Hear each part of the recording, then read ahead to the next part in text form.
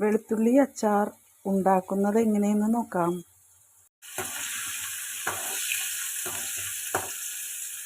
വെളുത്തുള്ളി എണ്ണയിൽ കിടന്ന് ഒന്ന് ചുമന്ന് വരുന്നത് വരെ വാട്ടി കോരി മാറ്റണം. ഇപ്പോൾ കോരി മാറ്റാം. ഒരു ഗോൾഡൻ കളറ് ആയിട്ടുണ്ട്.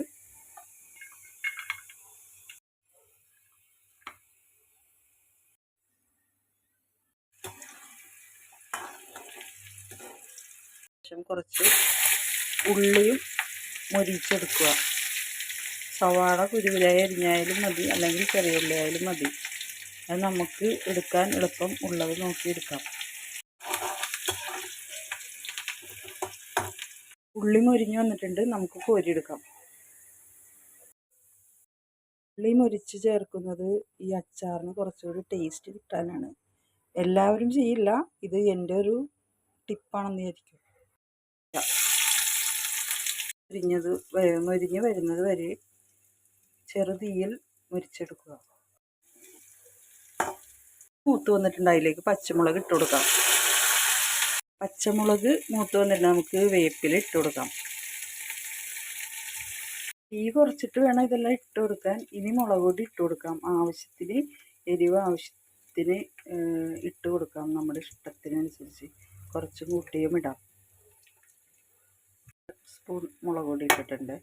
കുറച്ച് മഞ്ഞൾപ്പൊടി ഇട്ട് കൊടുക്കാം. എല്ലാം കൂടി നന്നായി ഒന്ന് മിക്സ് ചെയ്യാം.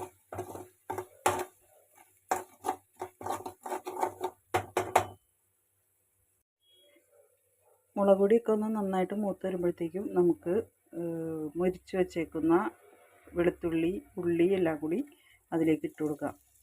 ആവശ്യത്തിന് ഉപ്പിട്ട് കൊടുക്കാം. എല്ലാം കൂടി നന്നായി മിക്സ് ചെയ്യുക. നന്നായി മിക്സ് ചെയ്ത്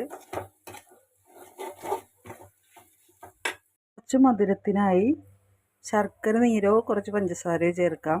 ഞാനിവിടെ കുറച്ച് ശർക്കര ഉരുക്കി വെച്ചതിൽ നിന്നാണ് ഒഴിക്കുന്നത്. കുറച്ചൊഴിച്ചാൽ മതി. കുറച്ച് വെള്ളം ഒഴിച്ചു കൊടുക്കാം. എല്ലാം കൂടി നന്നായിട്ട് മിക്സ് ചെയ്ത് ഇത് വറ്റി വരും. വിനാഗിരി കുറച്ചൊഴിച്ചു കൊടുക്കാം.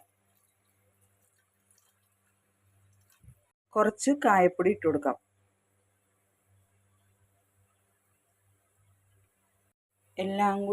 എല്ലാം മിക്സ് ചെയ്തതിന് ശേഷം തീ കുറച്ചിട്ട് ഇത് നന്നായി മിക്സ് ചെയ്യുക. നന്നായി ചുമ്മാ പതുക്കെ ഒന്ന് യോജിപ്പിച്ച് കൊടുക്കുക.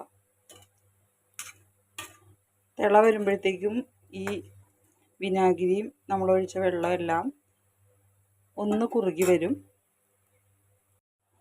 ഫ്ലെയിം ഒന്ന് കുറച്ച് കൊടുക്കാം.